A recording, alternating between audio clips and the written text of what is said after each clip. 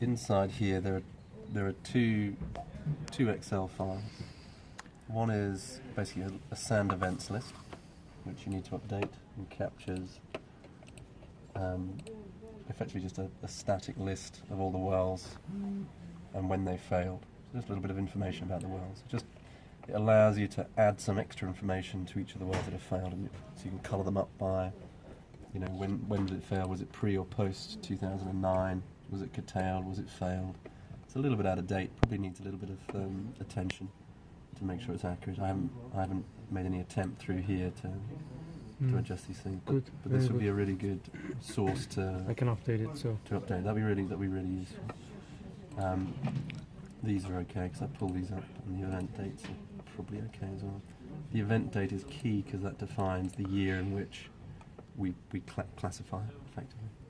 So when we talk about, that's more important when we think about what's the in-year curtailments. That's one of our key metrics that we try and forecast is how much rate will we lose in the year from a reliability point of view. Okay? So in our particular instance, I've added C30. So most months, this sheet doesn't change. So there's no change at all. So I've added C30, curtailed on the 12th of 11th, 2016. And that's about it. And what that 01 is? Zero shut in one curtail? It was whether or not it was just whether or not it was in PI or not at the minute. Was not okay after failure. Is it in PI or not as we speak? Yeah. Okay. So that's a little bit old as well. So there's a bunch of wells as well which had relatively minor events, but we don't classify them. So it's really anything that's labelled as post in here that gets summed up and included. And what's different pre and post? Pre 2009. Okay, I see. We could have gone all the way back to 97, but there was a line in the sand the first time I did this. It was a couple of years ago. Trying to answer a different question. So there's just quick check that. For example, C11. It failed and it was not in PI. At the time, it may not. Maybe this is a bit old. Okay. So I wouldn't worry. I don't worry much about the don't worry about it. In fact, and it will not impact the. No, because we bring in PEI directly now. Okay. So there's then the other Excel file is a standard forecasting file. Okay, which is this. And what this is doing is effectively saying what was the rate of the well prior to failure. Okay, so you can think of it like an IPC, but it's a bit. This is what the rate of the well should be doing prior to the well falling over. So C30, as of the November technical forecast before it died, is doing 7.5 MBD, 25% decline. That's what our best estimate of what a happy sand-free well should have been. Okay, we've got the same for J20. So snapshot of forecast before failure, right? Yes, typically. Well, I mean, you can finesse that to the nth degree, but fundamentally, all you're trying to get to is what should that well be doing? If it hadn't have had a sand event, what should it have been doing?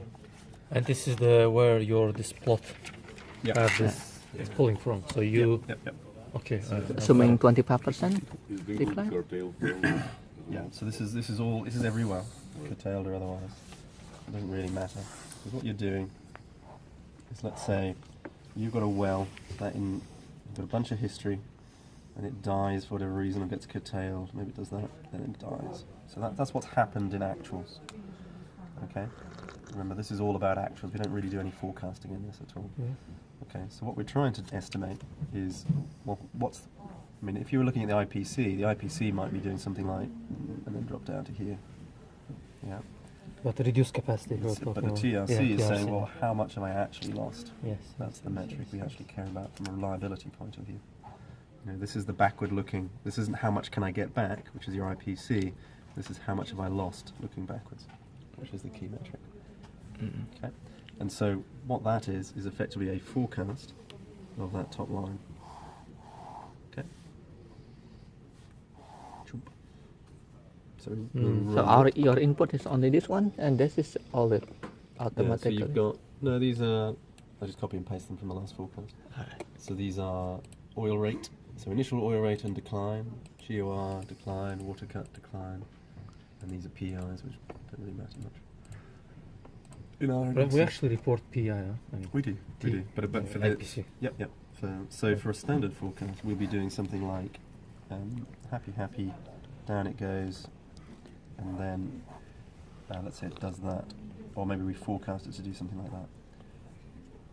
This would be the TRC up here, or PTR, what do you want to call it.